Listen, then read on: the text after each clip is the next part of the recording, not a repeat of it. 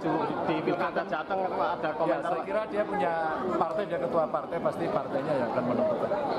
Kalau Pak Andika Perkasa sendiri condong di Jakarta atau mungkin di Jawa Tengah, Pak? Belum sih, belum tahu. Nanti akan ditugaskan kemana, termasuk beliau sendiri. Sebagai kader pasti siap, tapi kita pasti siap. Ganjar Pranowo sekarang sudah tidak bisa meremehkan Kaisang lagi atau PSI lagi, dikarenakan Kaisang akan maju Pilgub Jawa Tengah.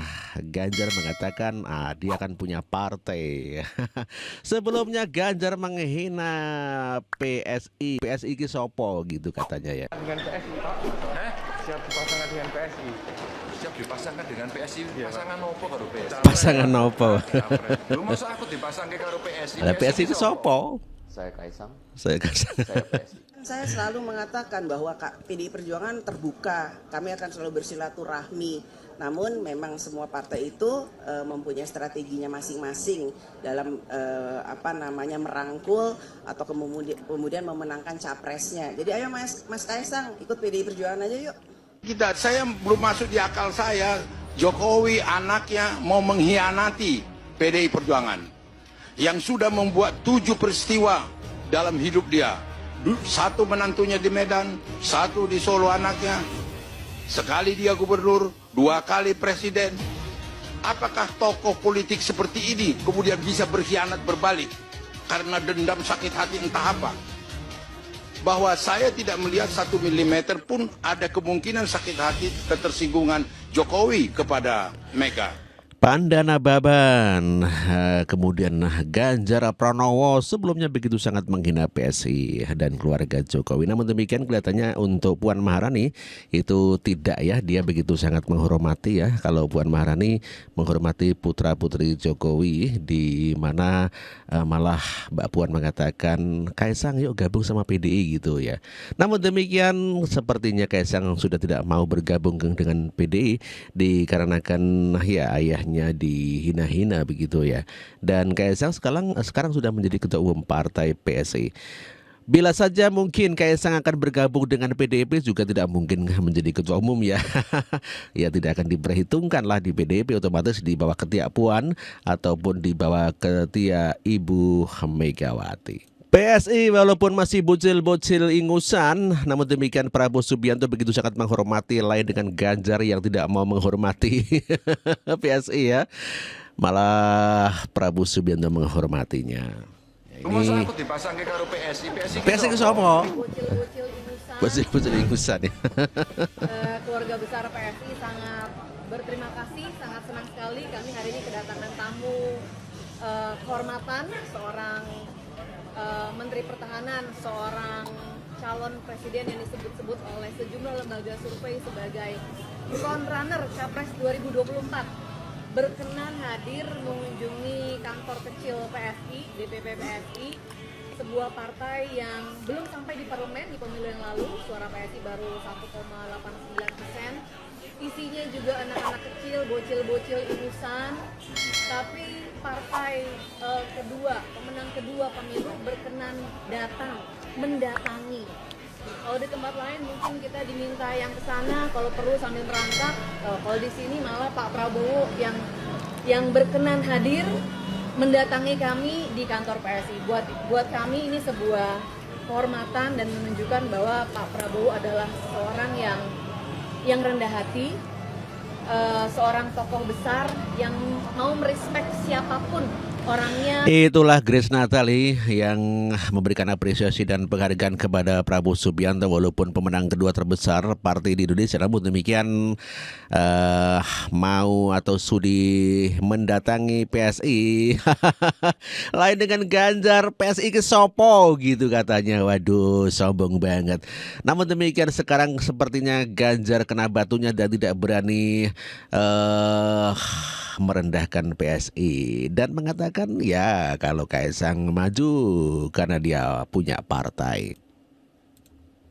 Menyusul unggulnya elektabilitas Ketua PSI Kaisang Pangarep dan Kapolda Jawa Tengah Ahmad Lutfi, dalam survei yang dirilis Indikator Politik Indonesia, muncul wacana untuk menduetkan keduanya di pemilihan Gubernur Jawa Tengah 2024. Dalam rilis hasil survei indikator politik Indonesia tersebut, dengan simulasi 10 nama, Kaisang Pangarep meraih elektabilitas tertinggi 22,8%, disusul Kapolda Jateng Ahmad Lutfi 18,7%. Sementara itu, mantan Wakil Gubernur Jawa Tengah Taj Yassin 12,7%, sementara nama-nama lain mendapat suara di bawah 10%. Wakil Ketua Umum Partai Gerindra Habibur Rahman mengatakan, Kaisang dan Ahmad Lutfi memiliki elektabilitas yang kuat. Menurut Habibur Rahman, kemungkinan duet keduanya bisa dibicarakan di level koalisi partai pendukung.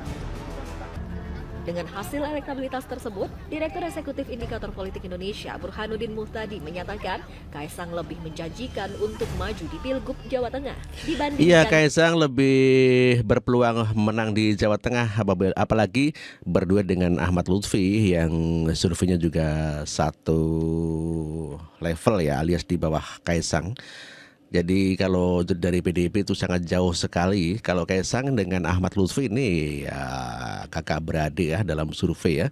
Apabila disatukan ini sungguh luar biasa, menjadi kekuatan yang akan mengguncangkan Jawa Tengah dan akan merebut kursi PDIP tentunya seperti itu ya. Mesti jadi repot PDIP kalau di Jawa Tengah sampai kalah, sungguh memalukan begitu ya. Hasil survei Kaisang yang begitu tinggi tentu saja membuat Hasto Kristianto puan dan puanik. Pak Hasto, hasil survei bilang Mas Kaisang paling tinggi loh di Pilgub Jawa Tengah. Panik kan? Panik lah, masa enggak?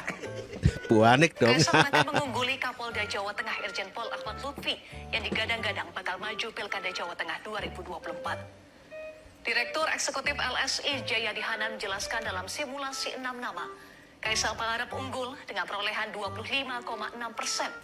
Sementara di Jawa Tengah itu masih kolam tongkol. Jadi Kaisang kalau masuk ke Jawa Tengah waktu justru akan menjadi hiunya. Hiu. Nah, survei lembaga survei Indonesia menunjukkan bahwa tesis itu betul. Bahwa kalau ada Kaisang, dia adalah hiunya. Pak Hasto, lihat dong survei barusan itu, survei LSI. Ya, Mas Kaisang dari PSI aja surveinya tertinggi di Pilgub Jawa Tengah. Kok masih bisa Pak Hasto bilang basisnya PDIP di Jawa Tengah? Jawa Tengah itu basis kami. Dari mana tolak ukurnya? Hanya dari pemilihan pileg partai PDIP paling banyak DPRD-nya? Nggak bisa gitu lah. Kemarin Pak Ganjar diusung PDIP ya. Kalah. Di Jawa Tengah kalah. Pak Ganjar 10 tahun jadi gubernur di Jawa Tengah. Iya, betul. Tapi kalau Pak Prabowo di Pilpres di Provinsi Jawa Tengah. Iya, betul. 10 tahun ngapain itu ya? Kalau bisa kalah ya berarti warga Jawa Tengah nggak merasa puas-puas banget terhadap kinerja Pak Ganjar. Betul. Iya, betul. Jadi Pak Hasto, jangan klaim-klaim ya bahwa Jawa Tengah atau di provinsi mana itu basisnya PDIP. Padahal jelas-jelas kemarin di Pilpres diusung PDIP, Pak Ganjar kalah telak lagi. Dan bisa jadi kader-kader terbaik Koalisi Indonesia Maju yang kemarin mendukung Pak Prabowo ya, bisa jadi menang dan menguasai pilgub di provinsi-provinsi besar yang iya, Indonesia. Betul. Contohnya di Sumatera Utara ada Bang Bobi Nasution. Di Jawa Tengah ada Mas Kaisang, di Jawa Barat ada Kang Deddy Mulyadi, di DKI Jakarta ada Kang Ridwan Kamil, di Jawa Timur ada Bu Kofifa, di Banten ada Bu Airin dan Bang Andra Soni. Semua itu kader-kader Koalisi Indonesia Maju, Golkar, Gerindra dan lain-lain. Jadi saya pikir bahaya ini buat partai PDIP. Kader-kadernya abis ini mau jadi gubernur di mana ya? Coba Pak Hasto jawab dulu lah, komen lah Pak Hasto sekali-sekali. Saya juga rindu lah, pengen gitu di komen Pak Hasto. Ya, calon-calon dari PDIP ini sangat ketar-ketir sekali dikarenakan Koalisi Indonesia Maju begitu sangat menguasai di berbagai provinsi. Tentu saja PDIP tidak punya kans lagi kalau begitu. Waduh, kasih mandong, haduh.